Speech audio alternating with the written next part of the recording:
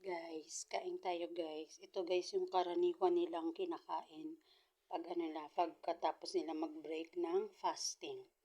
Ano siya guys, tubig tsaka tamar o dates.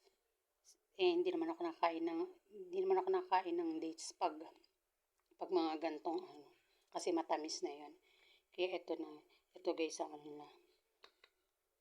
itong karaniwan ng pagkain. Pag unang nilang pagkain sa iftar nila, guys. Ito gemat, guys. Gemat, bago juboniya. Parang donut sa atin, juboniya.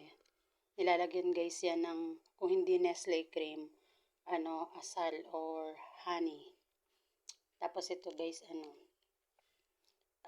maliit na sakir sambusa. Ang laman nito, guys, cheese. Cheese, guys, nila. Yan ang karaniwan nilang kinakain. Araw-araw yan guys. Pag isang buwan kaming ganito guys.